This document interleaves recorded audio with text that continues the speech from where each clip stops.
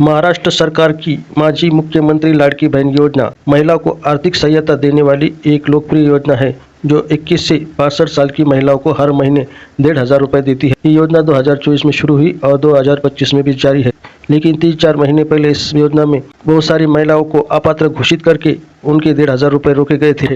लेकिन अब इस योजना में एक अपडेट है कि महिलाओं को ई-KYC करवानी पड़ेगी और ई-KYC करने के बाद वापस महिला जो अपात्र घोषित की गई थी वो इस योजना का लाभ उठा पाएगी। आज के इस वीडियो में हम लेकर आए महाराष्ट्र लाड़की बहन योजना को लेकर आपके सबसे बड़े सवाल। ये वही सवाल है जो हजारों बहनों को अभी परेशान कर रहे हैं। तो आइए देखते हैं कि क्या है वो सवाल। OTP आने के बाद भी एरर क्यों आता है? जिनके पास पति या पिता का आधार कार्ड नहीं है और वो अब जीवित नहीं है तो उन्हें क्या करना चाहिए? पहले 2 सवाल हमने देखे, अब ये तीसरा सवाल है। जिनके घर में 2 विवाहित महिला है तो ऐसे में उन्हें क्या करना चाहिए? चौथा सवाल है, जिनके पिता और पति दोनों नहीं है उन्हें क्या करना चाहिए? 5वां सवाल, OTP आता है लेकिन उसे डालने का स्टेप ही नहीं आता, तो ऐसा क्यों हो रहा है?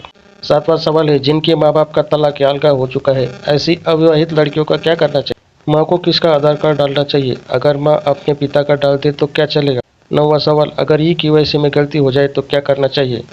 10वां सवाल, OTP बहुत देर से आता है, रात 2 बजे से 4 बजे तक ट्राई किया लेकिन नहीं हो पा रहा, ऐसा क्यों? ये सवाल कुछ अलग है।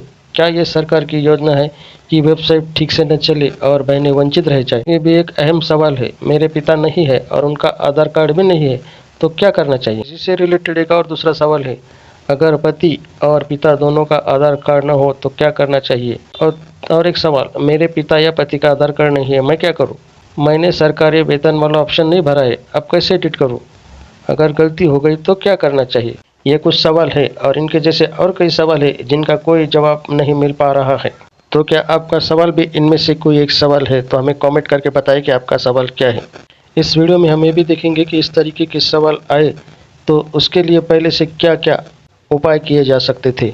इसके लिए सरकार पहला एक काम कर सकती थी, मजबूत डिजिटल सिस्टम बनाए, यानी वेबसाइट और सर्वर की सबसे पहले ही टेस्टिंग होती, बैकअप सर्वर रहते तो OTP और ई-KYC की दिक्कत कम आती। दूसरा काम ये किया जा सकता था कि जिनके पिता या पति नहीं है या डॉक्यूमेंट नहीं है उनके लिए पहले से ही विकल्प तय होते जिससे लोग परेशान नहीं होते। तीसरा उपाय ये भी किया जा सकता था, हर पंचायत, नगर परिषद और CSC केंद्र पर ट्रेनेड कर्मचारी होते जो आवेदन और ई-KYC करने में मदद करते। चौथा काम सरकार को ये करना चाहिए था कि जागरूकता अभियान चलाया जाना चाहिए था।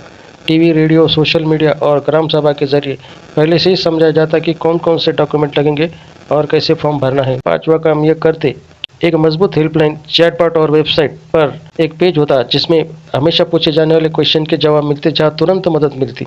ई-KYC की योजना लागू करने से पहले कुछ जिलों में पायलट प्रोजेक्ट चलाकर फिर पूरे राज्य में शुरू किया जाता तो दिक्कत कम आती। तो अगर इन बिंदुओं पर अगर पहले से तैयारी होती तो आज बहनों को कम परेशानी होती।